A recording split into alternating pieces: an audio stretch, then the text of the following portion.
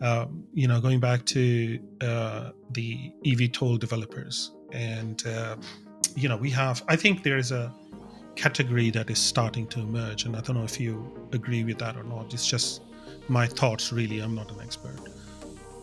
In my view, the category is the likes of Joby and Archer and all these big names, right? So they've got a huge amount of investment behind them. They have the strong backing. They are developing things. They are going there. But then there are these people, these companies which are slowly plodding, moving forward. Slowly, they're taking their time. They're not in a rush.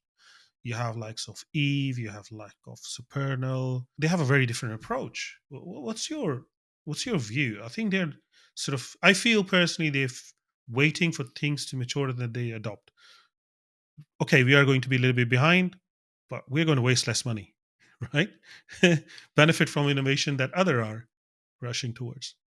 No, I think you make a good point. So for sure, and I think there is a few different reasons for it. I mean, I think number one, it stems from the difference between a startup and a corporate culture.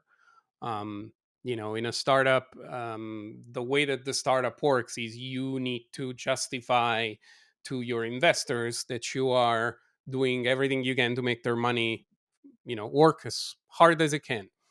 And therefore you can just say no, no, it's when it's the famous thing about first flight.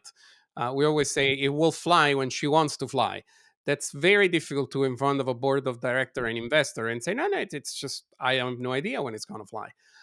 So it's really not something that can be done. And when it comes to some of these other companies that have large corporate behind them, it's a different story. And I think the part that you mentioned, the first ones will have possibly a better position in the market from being the first, but at the same time, they're also the one that are writing all the regulations that are fighting through all of the difficulties of an industry that's new. And for any one of the next one, they can be these famous fast followers.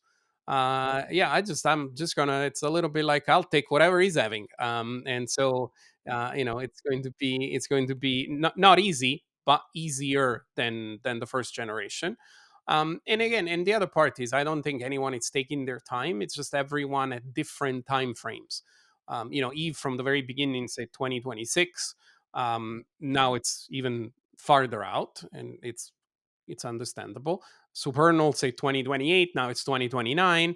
And the other part you also have to think about is if you turn back the clock of time, these first movers were supposed to certify in 2022, Yeah. 2023. Oh, yeah, yeah, yeah. So when you say it 23 versus 28, that's 5 years. Well, it is very probable that it's going to be more like 27, 29, or 27, 30, and it's going to be a little bit different when it comes to these. But yeah, I mean, the other part is yes, there is a second wave of companies.